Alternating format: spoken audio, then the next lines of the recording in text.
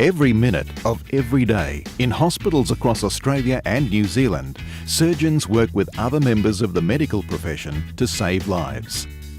In 2013-14, Australia's public hospitals admitted almost 700,000 patients from elective surgery waiting lists.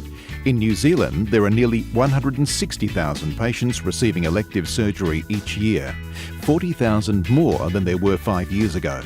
This does not include the surgical workload arising from cancer and traumatic injury.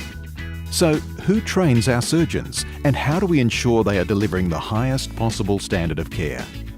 The Royal Australasian College of Surgeons, or RACS, is a not-for-profit organisation that represents 9 surgical specialties and more than 7,000 surgeons and 1,300 surgical trainees and international medical graduates.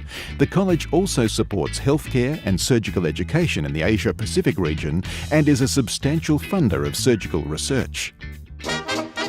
The college had its beginnings in 1920 when New Zealand surgeon Professor Sir Louis Barnett sought to form an Australasian Surgical Association with the purpose of raising the standards of surgery. It was formed at the Australasian Medical Congress in 1927, where its first president, Sir George Adlington Syme, was elected. Originally based in Collins Street in Melbourne, RACS acquired a generous lease in Spring Street from the Victorian government, previously the site of Melbourne High School. Construction began quickly in 1934, and the signature Art Deco building, recognised by a prestigious architectural award, opened its doors later that year. At that stage, the collective fellowship was largely general surgeons, with a few additional specialty groups. World War II brought with it an increased demand for plastic and reconstructive surgery, advances in technology and greater specialisation. The ANZ Journal of Surgery, the college's leading publication for surgical research in Australia and New Zealand, had its beginnings in 1928 and is well known for its promotion of outstanding surgical practice and research. The college's monthly surgical news publication first surfaced at the start of the 21st century, growing from the former RACS Bulletin, which commenced almost 2 decades earlier. The RACS Annual Scientific Congress, or ASC, has grown from relatively humble beginnings in 1928 into the largest single event on the RACS calendar. It now brings together more than 1,500 delegates each year for a week of medical education and scientific reporting. Participation by surgeons from different specialties and subspecialties is a vital element of the Congress, providing important networking opportunities and fostering a collegiate spirit of education. Personally, I've gained the value of life and the ability to alleviate suffering. It's a very special relationship you have with somebody of trust and respect, that they invite you into their world and allow you to operate on them. And that is a very intense way of life to live. And it's very rewarding with a lot of job satisfaction because of that.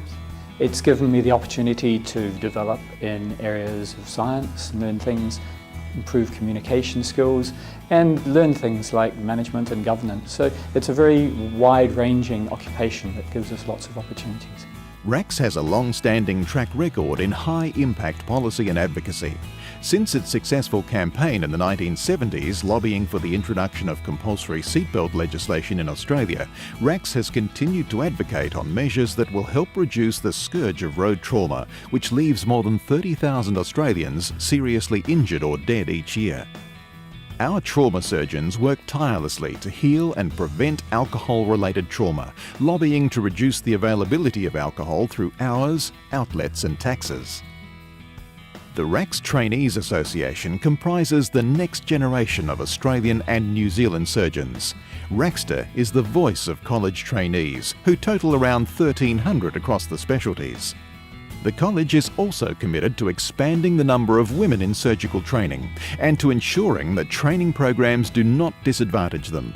The development of the Women in Surgery section and mentoring programs for trainees reflects that commitment. But the Royal Australasian College of Surgeons is more than just surgeons and trainees. Its Gordon Craig Library has moved well away from its origins as a collection of fine print materials to a virtual library, with the majority of its hundreds of thousands of yearly visits taking place online. The college owns a significant number of surgical artefacts donated over the years, and the RACS Museum was established to house them in 2006. 2 years later, the RACS Art Gallery was established, which is home to many presidential portraits, including the 1953 Archibald Prize-winning portrait of surgeon Sir Henry Simpson Newland. The long-standing RACS Foundation for Surgery is the college's charitable arm, supporting innovative surgical research, aiding projects in underprivileged communities, and managing skills transfer and education programs across our region. The college's Research, Audit and Academic Surgery, or RAS division, was set up in Adelaide in 2005, bringing together all of the RACS research activities, including academic surgery and support of clinical audits. In Australia, the audits of surgical mortality are an independent peer review of surgical mortality and continue to provide comprehensive data for deaths occurring under surgical care around the nation. For more than 80 years, RACS has been recognised as the authority on standards and training in surgical practice. Through its Surgical Education and Training, or SET program, surgical trainees are selected directly into the specialty in which they will undertake accredited specialist surgical education and training. Common standards and principles underpin training across all specialties. I think surgery is bigger than what you think it is. It's not just about being a doctor in a hospital and going in and treating patients. The human factor is very important in surgery. Enthusiastic, you need to be committed, and you need to be prepared to give back to the profession. I loved being on the wards, I loved going to theatres. It made sense to me that people come in with something wrong, we were able to do something and they went out well. RACS will not tolerate discrimination, bullying or sexual harassment and strives to facilitate safe, comprehensive surgical care of the highest standard to the communities it serves. Establishing an expert advisory group in early 2015 to recommend what RACS can do alone and with others to stamp out this sort of behaviour in surgery stands as one of the most significant milestones in the college's advocacy history. The EAG's final report provided a clear blueprint for the college's action plan to rid the profession of this behaviour and provide strong direction for other health industry organisations. College training and development programs also strive to certify specialist surgeons across a range of competencies and keep them up to speed with continuing professional development.